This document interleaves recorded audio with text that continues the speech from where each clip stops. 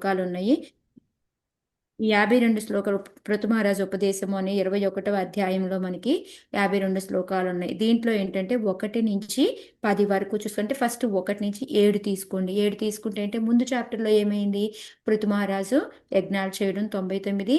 ఆ యజ్ఞాలు అయిన తర్వాత ఆ 100 చేయబోతున్నప్పుడు ఇంద్రుడు వచ్చి ఇబ్బందులు పెట్టడము, అందుకొని బ్రహ్మ వీళ్ళందరూ వద్దు అని చెప్పడం, ఆయన ఆపేయడము, విష్ణు భగవానుడు కూడా వస్తాడు, వచ్చేసి ఆయన నీకేమైనా వరం కావాలి కోరుకోమంటే నాకు ఏ వరము వద్దు అనేసి, నాకు భక్తుల సాంగత్యం ఉంటే చాలు అని సేమ్ ఆయన అదే కోరుకొని ఆ వరాలు పొందిన తర్వాత అక్కడి నుంచి ఆయన వాళ్ళ రాజ్యానికి వస్తాడనమాట. ఆ రాజ్యానికి వచ్చినప్పుడు వాళ్ళందరూ కూడా చక్కగా ఆ రాజ్యాన్ని ఏ విధంగా అలంకరించారు, మంతగా చక్కగా చల్లగా పన్నీర్లు అన్నీ చల్లడము, అగరొత్తులు అన్ని వెలిగించడము, ఆయనకి ఆరతి ఇవ్వడము, కన్యల్ని తీసుకొచ్చి వాళ్ళతో ఆరతి ఇప్పించడము.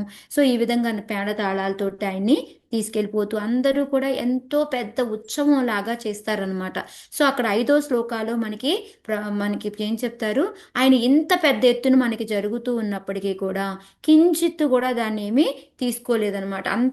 మనకేమంటే ఒక రకమైన ఒక చిన్న అహంకారం అనేది మనలో మొదలు పెడుతుంది కదా, అసలు ఆయన దాన్ని ఒక లెక్క కూడా చేయలేదనమాట. అంటే అంత మంచి స్వభావం ఉంది అని చెప్పేసి మనకి, అంటే గర్వం ఎంత కూడా అహంకారం అనేది కూడా ఆయనకి రాలేదు అనేది మనం చెప్పుకున్నాం అనమాట.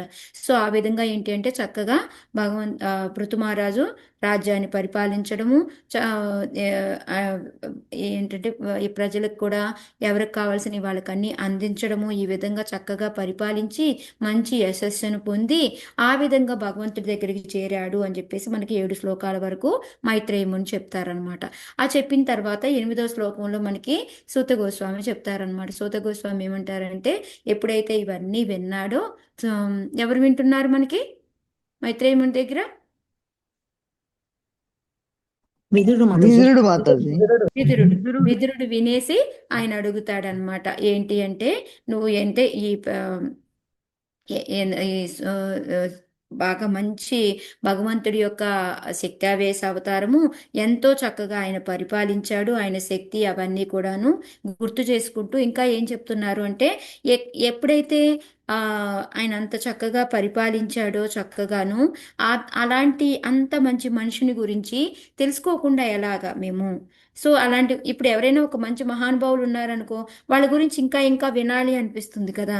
సో ఆయన రాజ్యాన్ని ఏ విధంగా పరిపాలించాడు అంటే ముందువన్నీ కూడా మనకి తెలుసు, అయిపోయినాయి కాబట్టి యజ్ఞాలు చేయడం ఇదంతా. కానీ ఇక్కడి నుంచి ఇంకా ప్రజలందరినీ ఏ విధంగా పరిపాలించాడు, అంత కీర్తి ఎట్లా వచ్చింది, ఇవన్నీ కూడా ఇంకా అలాంటి మంచి మనిషి గురించి ఇంకా ఇంకా వినాలని ఉంది. ఎవరికి వినాలని ఉండదు, కొంచెం అందుకొని ఆయన గురించి ఇంకా కొంచెం చెప్పండి అని చెప్పేసి అడుగుతారనమాట. సో అప్పుడు మళ్ళీ మైత్రేయముని మొదలు పెడతాడు. మనకి 11 నుంచి మొదలు పెడుతున్నారనమాట.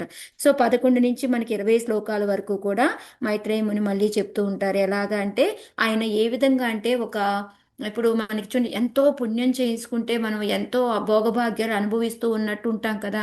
ఆ విధంగా ఏంటంటే గంగా యమునల మధ్యలో చక్కగా ఆయన భోగభాగ్యాలు అనుభవిస్తూ ఉన్నాడు అని చెప్పేసి చెప్తారనమాట.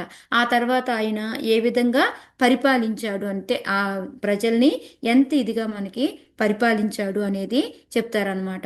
ఆ తర్వాత 13వ శ్లోకంలో ఏంటంటే ఆయన ఒక యజ్ఞం అనేది చేస్తాడనమాట. ఆ యజ్ఞం చేస్తే యజ్ఞానికి దేవతలు అందరూ వస్తారు, పితృదేవతలు అందరూ కూడా వస్తారనమాట. ప్రజలు, మహాపురుషులు, సాధువులు అందరూ వస్తారు. వచ్చిన తర్వాత వాళ్ళందరి మధ్యలో ఈయన ఎలా ఉన్నాడు అంటే ఒక చంద్రుడి లాగా ఉన్నాడనమాట. సో ఆ చంద్రుడి యొక్క అందాన్ని మనకి ఆల్మోస్ట్ ఏంటంటే మనకి 15 నుంచి 18 శ్లోకాల వరకు కూడా ఆయనకి దీర్ఘ బాహువులు ఉన్నాయని, మనకి ఎలా కృష్ణుడిది ఏ విధంగా మనకి ముక్కు నాసిక ఇలా అందంగా ఉందని, మంచి పంచె కట్టుకున్నాడు అని, ఇంకా ఆయన వేషధారణ చూస్తే ఆయనకి, ఎందుకంటే యజ్ఞంలో కూర్చుంటున్నాడు కాబట్టి రాజు వేషం అంతా తీసేశాడు. ఆయన చేతికి వచ్చేసి మనకి ఏమంటారు దీంతో, ఏమంటారు మతచిదని, గడ్డితో చేసిన దాన్ని దర్భమత దర్భాతో చేసిన ఉంగరాన్ని, ప్లస్ ఏంటంటే కింద జింక చర్మాన్ని వేసుకొని కూర్చొని ఉంటాడు. అయినా కూడా ఆయన అందం ఎంత ఉట్టి పడుతుంది అనేది చెప్తూ అప్పుడున్న అక్కడ ప్రజలందరినీ చూసి ఆ తర్వాత ఆయన మాట్లాడడం మొదలు పెడతాడనమాట. ఆయన యొక్క దృష్టి వాళ్ళని ఎలా పోల్చారు? ఆయన దృష్టి అంటే అంటే మనకి శశిరకాలం అని ఉంటుంది కదా, శశిరకాలంలో మనకి చుక్కలు చక్కగా మెరుస్తూ ఎట్లా ఉంటాయో అంత విధంగా ఆయన ఒక మెరుపుతోటి వాళ్ళందరినీ కూడా చక్కగా చూస్తూ వాళ్ళతో మాట్లాడడం మొదలు పెడతాడనమాట.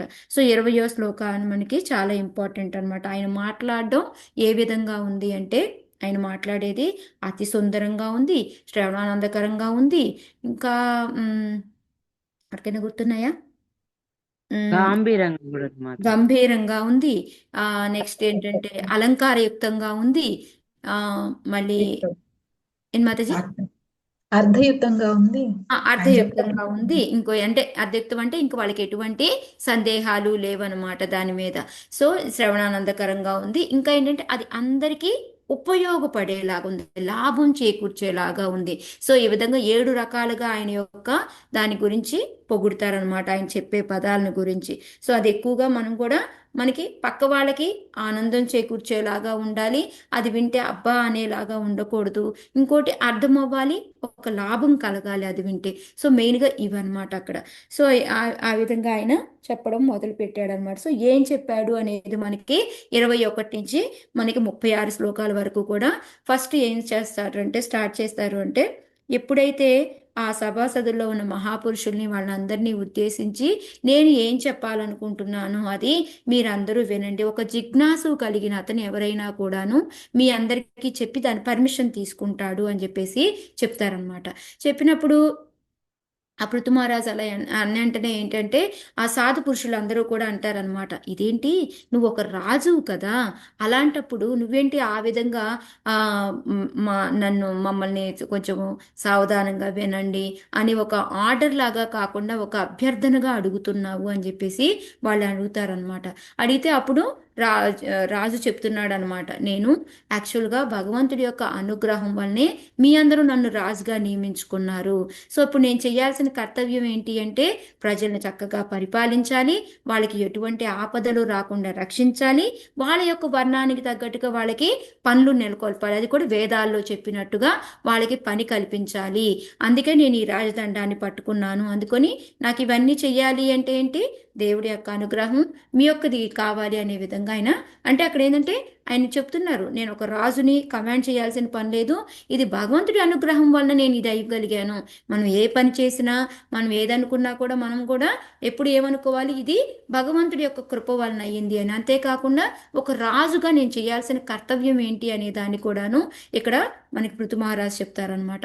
అది చెప్పిన తర్వాత ఆయన ఇంకా ఏమంటారు అంటే, ఎప్పుడైతే నా కర్తవ్యాన్ని పైన 3 పనులు చెప్పారు కదా, ప్రజల్ని రక్షించడము, రెండవది వచ్చేసి భగవంతుడి యొక్క మహిమను తెలియజేసేలాగా చేయడము, మూడవది వచ్చేసి వాళ్ళకి వర్ణానికి తగ్గట్టుగా వాళ్ళ యొక్క పనులు కల్పించడము. సో ఇప్పుడు ఎప్పుడైతే నేను ప్రజల్ని సరిగ్గా పరిపాలించి ఈ 3 పనులు నేను చేస్తానో, నా కర్తవ్యం నిర్వహిస్తే, మనకి వేదాల్లో చెప్పినట్టు నీ పనులు నువ్వు చక్కగా చేస్తే నువ్వు అనుకున్నవి సాధిస్తావు, సాధించగలుగు, సర్వాభిష్టాలను పొందగలుగుతావు, అంటే మనం స్వర్గలోకాలకు వెళ్ళడము అలాంటిది చేస్తాం కదా. అది ఎప్పుడు జరుగుతుంది అంటే అది వెంటనే జరిగిపోతుందా అంటే లేదు, దానికి కూడా భగవంతుడి మనం ప్రసన్నం చేయాలి అని చెప్పేసి చెప్తారనమాట. సో ఇప్పుడు భగవంతుడిని ప్రసన్నం చెయ్యాలి కాబట్టి అప్పుడే ఇది అవుతుంది. లేదు ఇప్పుడు నా కర్తవ్యం నేను సరిగ్గా చెయ్యకుండా, భగవంతుని ప్రసన్నుని చేయకుండా నేనేం చేస్తున్నాను, మీ దగ్గర అన్ని కూడా శిస్తులు వసూలు చేసి వెళ్ళిపోయాను అనుకోండి, అప్పుడేం జరుగుతుంది, మీ పాపాలను కూడా నేనే అనుభవించాల్సి వస్తుంది. అందుకని ఏంటంటే మీ వలన నా పాపాలు అనుభవిస్తూ నేను కూడా నా సౌభాగ్యాన్ని కూడా నేను కోల్పోతాను. చేస్తే ఏమవుతుంది, చెయ్యకపోతే ఏమవుతుంది, కానీ చేసిన తర్వాత కూడా మనకి భోగభాగ్యాలు దొరుకుతాయా లేదా అనేది భగవంతుడి యొక్క అనుగ్రహం మీద ఆధారపడి ఉంటుంది అని చెప్పేసి మనకి ఈ శ్లోకాలన్నీ చెప్తారనమాట.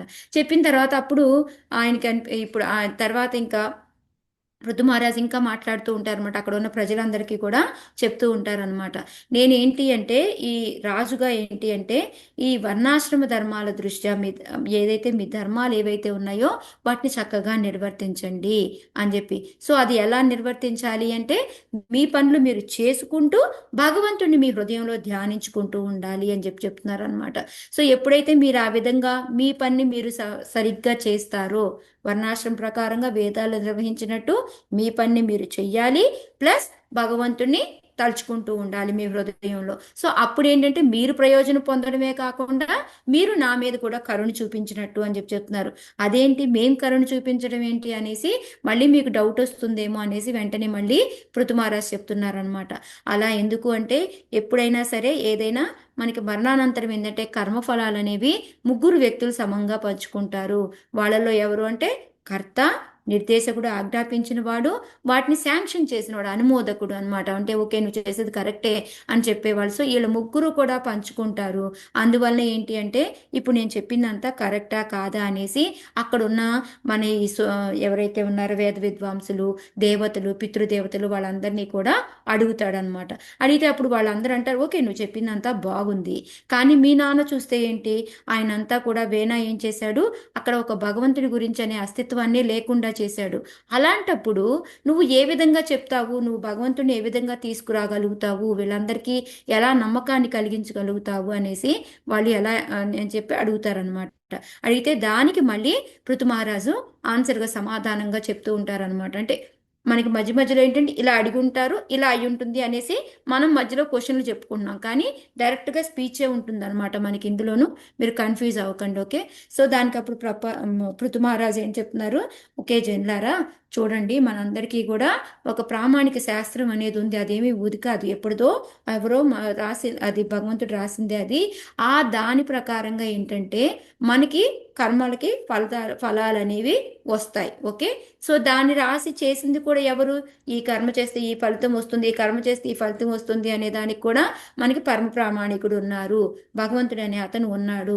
సో అతను లేడు అనుకోండి మనకి, అలాంటి లేకపోతే ఇక్కడ ఏంటంటే కొంతమంది మరీ అందంగా ఉంటారు, కొంతమందికి ఎక్కువ శక్తి ఉంటుంది, కొంతమంది ఎక్కువ ధనికులు ఉంటారు.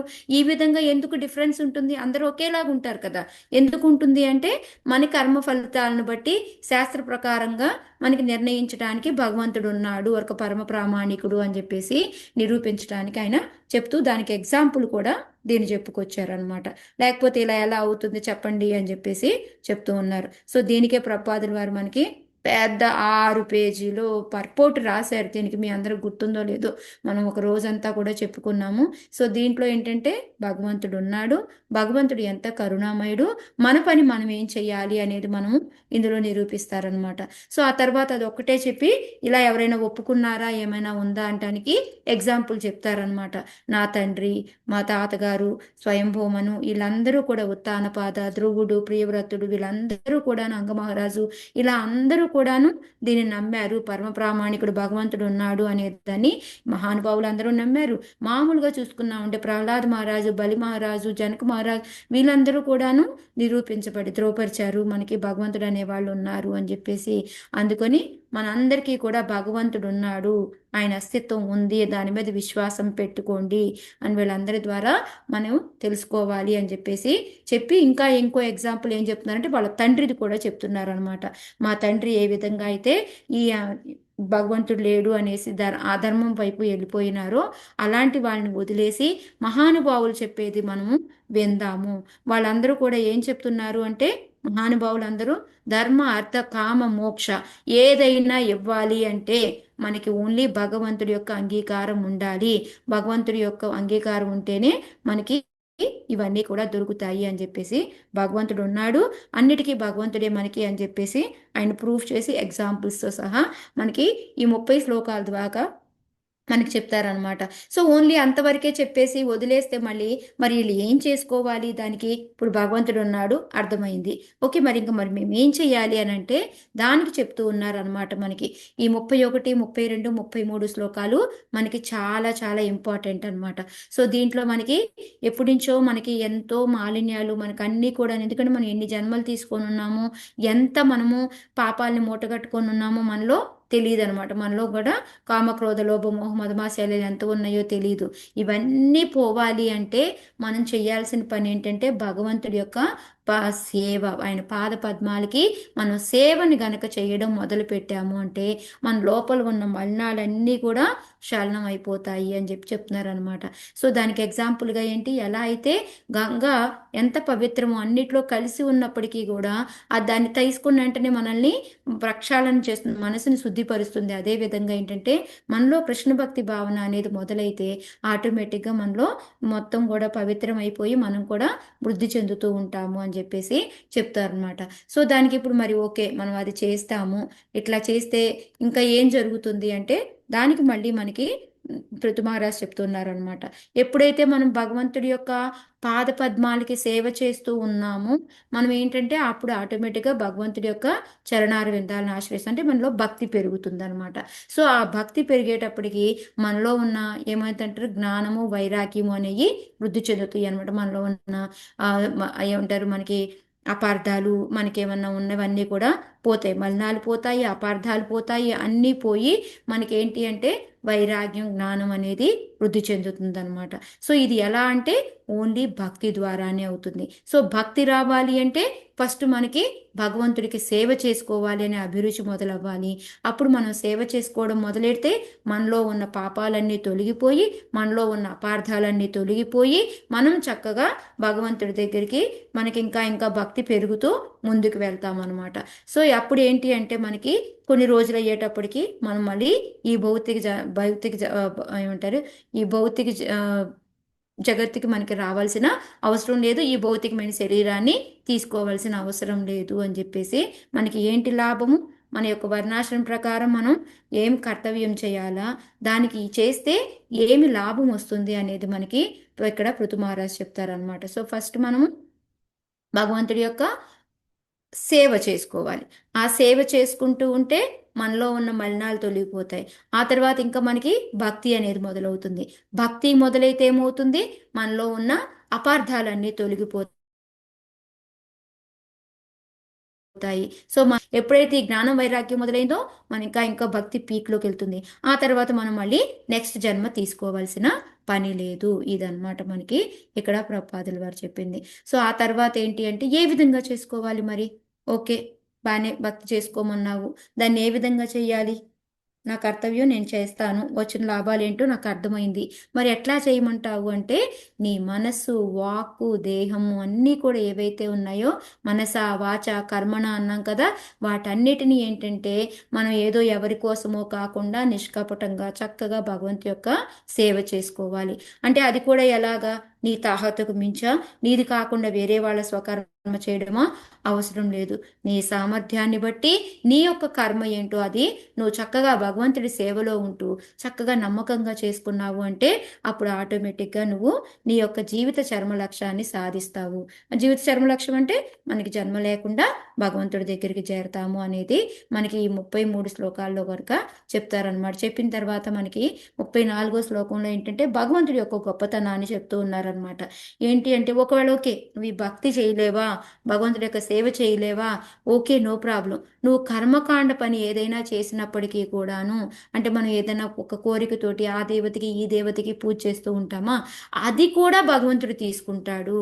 ఎందుకంటే ఆయన మనం ఎందుకు కరుణ చూపించడానికి ఏం చేస్తూ ఉంటాడు, నువ్వు పర్లేదు నువ్వు ఏదన్నా ఇంకో వేరే వేరే యజ్ఞాలు చేసినప్పటికీ కూడా ఆ యజ్ఞాన్ని స్వీకరించడానికి కూడా భగవంతుడు రెడీగా ఉన్నాడు అని చెప్పి. సో అట్లీస్ట్ ఆ విధంగా అయినా, ఎందుకు అంటే ఎందుకు యజ్ఞాన్ని భగవంతుడు స్వీకరిస్తాడు, ఏ యజ్ఞం అయినా సరే ఎవరి దగ్గరికి వెళ్తుందో చివరికి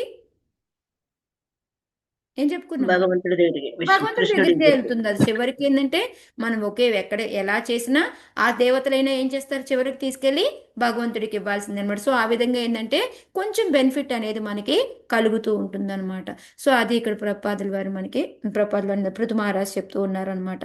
అలాగే కాకుండా ఇంకా భగవంతుడి యొక్క గొప్పతనాన్ని చెప్తున్నారు. ఆయన ఏంటి అంటే మనం ఏంటంటే రకరకాల మనలో కాన్షియస్ అనేది ఎలా ఉంటుంది అంటే మనం ఏ రకాల దేహాలు తీసుకున్నాము, దాన్ని బట్టి మనలో ఈ చైతన్యం అంటే భగవంతుడి గురించి తెలుసుకోవాలి, మనకి ఆ చేతనం అనేది ఆ విధంగా ఉంటుంది. దానికి ఎగ్జాంపుల్గా ఏం చెప్పారు, పోల్చడానికి ఒక చెక్క ఉందనుకోండి, ఆ చెక్క అగ్ని ఇముడే ఉంటుంది, కానీ ఆ అగ్ని ఎంతవరకు ఇముడి ఉంది అంటే దాని సైజుని ప్రకారంగా దాన్ని బట్టి పరిమాణాన్ని బట్టి ఉంటుందన్నమాట. సో అందువల్ల ఏంటంటే మనందరిలో కూడాను మనకి భగవంతుడి యొక్క చైతన్యం రావాలి అంటే మనం ఏ దేహాన్ని తీసుకుంటాం, అంటే మన దేహాలన్నీ కూడా దేంతో తయారు చేయబడ్డాయి అనేది కూడా మనకి ఈ ప్రకృతి వీటన్నిటితోటి వీళ్ళు మనం కోరుకున్నాం కదా, మన క్రియేషన్ ఎలా జరిగింది అనేది.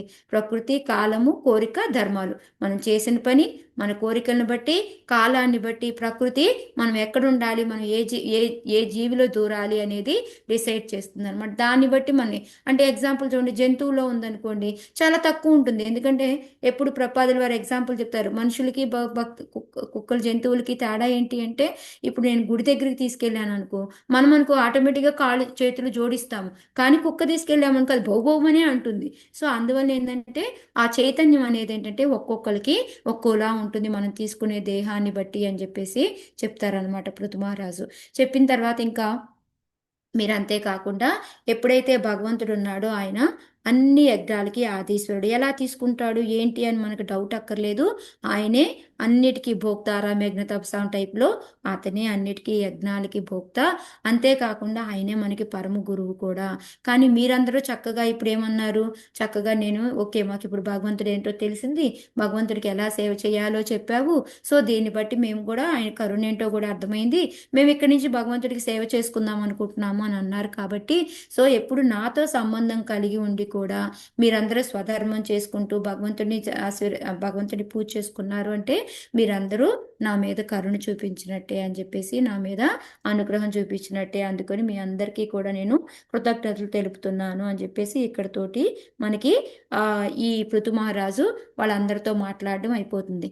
ఓకే, ఇప్పుడు మరి భక్తి వచ్చింది. ఓకే, భక్తి ఇప్పుడు మనకి ఈ భగవత్ సేవ చేసుకోవాలి, భక్తి కొలుపుకోవాలి, ఈ ఐడియా అనేది వచ్చింది. మరి ఇది స్థిరత్వంగా ఉండాలి అంటే మనం ఏం చేయాలో తెలుసా అనేసి 37 నుంచి మనకి 44 శ్లోకాల వరకు కూడా బ్రాహ్మణులు వైష్ణవుల యొక్క గొప్పతనాన్ని, దాని ద్వారా మనం భక్తిని ఎలా నిలుపుకోవాలి అనే దాన్ని ఆయన మళ్ళీ అక్కడుండి మళ్ళీ చెప్పడం మొదలు పెడతారనమాట. సో మనకి ఈ ఫస్ట్ ఈ బ్రాహ్మణులు కానీ వైష్ణవులు కానీ వీళ్ళ యొక్క లక్షణాలను చెప్తూ ఉన్నారనమాట. వాళ్ళకి ఏంటంటే ఓర్పు, తపస్సు, జ్ఞానము, విద్య ఇవన్నీ కూడా బాగా దండిగా ఉంటాయి అనమాట, ఫుల్గా ఉంటాయి అనమాట ఇవి. సో వీళ్ళు అందువల్ల ఏంటంటే ఈ వైష్ణవులు అనే వాళ్ళు రాజులు చెప్పిన దాన్ని వినక్కర్లేదు, ఎందుకంటే రాజులే వాళ్ళకి దగ్గర పర్మిషన్ తీసుకొని, వాళ్ళకన్నా వీళ్ళే ఎక్కువ అనమాట. సో వాళ్ళ పర్మిషన్ తీసుకొని ఓకే ఈ ఆజ్ఞ జారీ చేయొచ్చా, ఇది కరెక్టేనా మన రాజ్యానికి, ఇది మంచిదా కాదా అని చెప్పేసి వాళ్ళు అడిగి చేస్తూ ఉంటారు. అందుకని మనం ఎప్పుడు ఏంటంటే వాళ్ళకి అపరాధం కలిగించకూడదు. ఎప్పుడైతే మనం అపరాధం కలిగించామో మనం మొత్తం కూడా నాశనం అయిపోతుంది మనకి అని చెప్పేసి మనకి పృథు మహారాజ్ చెప్తారనమాట. ఓన్లీ వాళ్ళకి అపరాధం చేయడమే కాదు అని చెప్పేసి ఫస్ట్ వాళ్ళు ఏంటి అనేది, వాళ్ళ లక్షణాలు ఏంటి అని చెప్పేసి వాళ్ళకి అపరాధం చేయకూడదు అని చెప్పారు. సో మరి దాన్ని ఎట్లాగా, మరి ఏదైనా చెప్తే దానికి ఒక మనకి ఉదాహరణ ఏదో ఎగ్జాంపుల్ కావాలి కదా. సో దానికి ఆయన ఏం చెప్పారు వెంటనే, అవును నేను కూడాను వాళ్ళ యొక్క సేవ చేసుకొని నేను ఈ యశస్సు అనేది నేను పొందాను అని చెప్పేసి చెప్పారు. సో మనకి వాళ్ళ యొక్క పాద పద్మాల యొక్క సేవ చేయడం అనేది బ్రాహ్మణులు కానీ వైష్ణవుల యొక్క సేవ చేయడము, వాళ్ళ సాంగత్యంలో ఉండడం అనేది చాలా ఇంపార్టెంట్. దానివల్లనే నాకు కూడా యశస్సు వచ్చింది అని చెప్పేసి చెప్తారనమాట.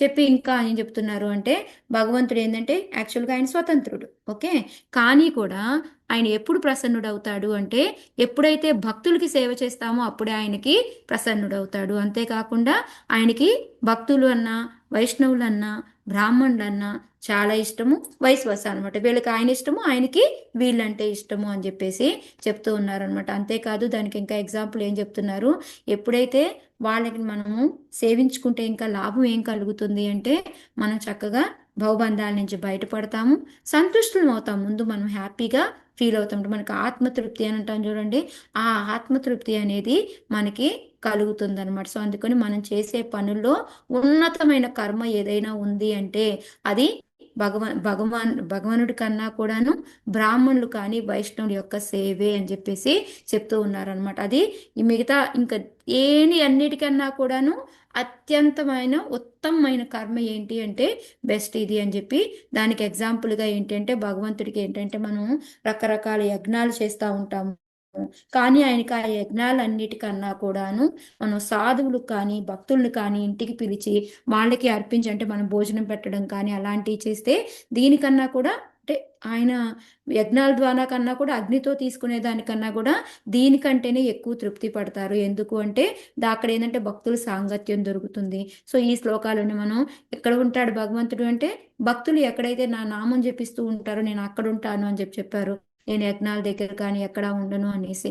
సో అదే విధంగా ఇక్కడ ఏంటంటే అక్కడ మీరు సాధువులకి వాళ్ళకి పెడుతున్నారంటే ఆటోమేటిక్గా నేను తృప్తి పడినట్టే నాకు పెట్టినట్టే. అందుకొని అక్కడ నాకు భక్తులతో ఉండడమే ఇష్టము అని చెప్పేసి అంటే ఇక్కడ మెయిన్గా ఏంటంటే బ్రాహ్మణుని యొక్క ఇంపార్టెన్స్ ఏంటి అనేది ఎక్కువగా ఇక్కడ మనకి పృథు మహారాజ్ చెప్తూ ఉన్నారనమాట. సో ఇంకా ఏంటంటే మనకి ఎప్పుడైతే ఈ బ్రాహ్మణ్ సారీ యా బ్రాహ్మణులకి వాళ్ళకన్నా కూడా ఎక్కువ అని చెప్పేసి రాజుల కన్నా ఎక్కువ భగవంతుడు కూడా వాళ్ళకి సేవ చేసి దాని ద్వారా తీసుకోవడమే ఇష్టము అని కూడా చెప్తూ ఉన్నారనమాట. సో వీళ్ళకి ఏంటి అంటే వీళ్ళ లక్షణాలు కూడా ఇంకా కొంచెం చెప్తున్నారనమాట. వేదాల్లో ఏంటంటే వాళ్ళు చెప్పిన వాటిని వేదాల్లో ఉన్న వాటన్నిటినీ కూడా వాళ్ళు శ్రద్ధ, తపస్సు, శాస్త్రీయ నిర్ణయాలు అంటే వాళ్ళు ఏదైతే ఉన్నాయో వాళ్ళు మళ్ళీ మనస్సు, హృదయము అన్నీ కూడాను కంట్రోల్లో పెట్టుకుంటారు. ఇంద్రియాలని, మనస్సుని అన్నిటినీ కూడా కంట్రోల్లో పెట్టుకుంటూ భగవంతుడు ఏదైతే చెప్పున్నారో వేదాల్లో వాటన్నిటినీ కూడాను చక్కగా పాటిస్తూ ఏది మంచిదో ఏది మంచిది కాదో అవన్నీ కూడా వాళ్ళు చేస్తూ ఉంటారనమాట.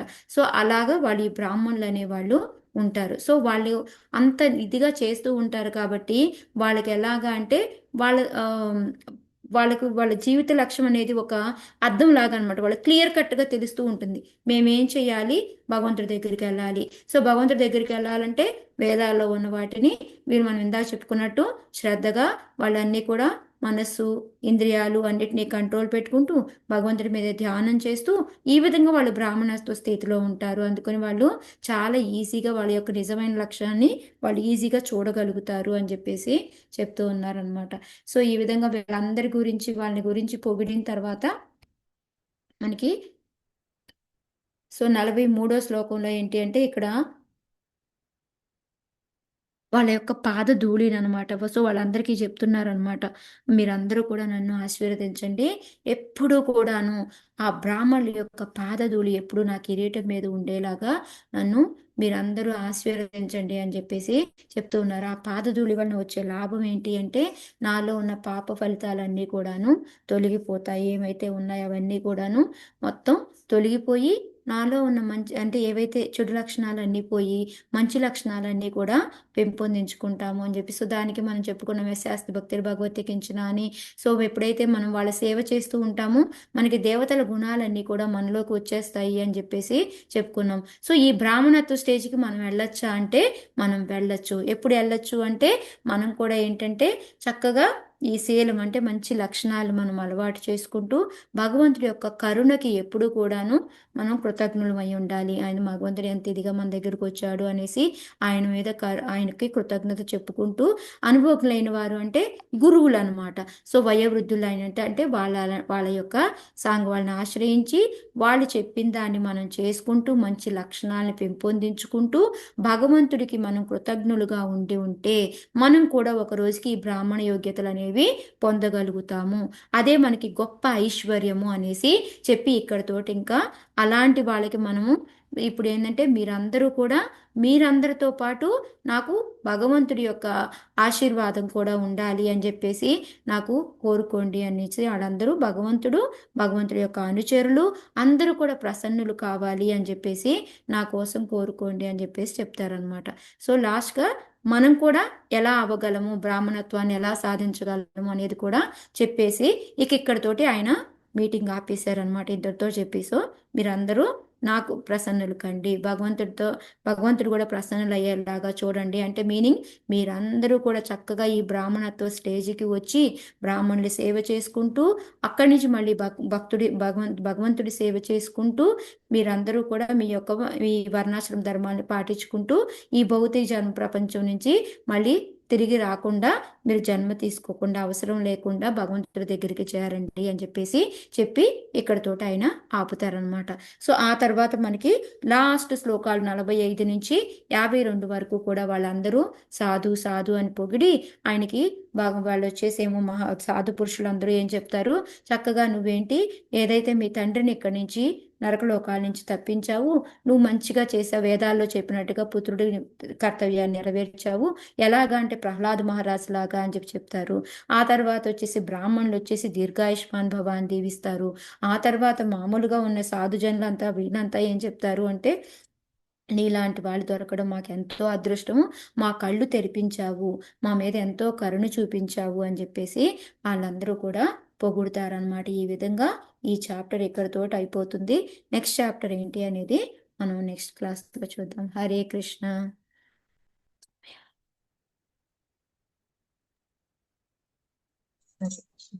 ప్రవాహంలాగా చెప్పేశారు మాతాజీ.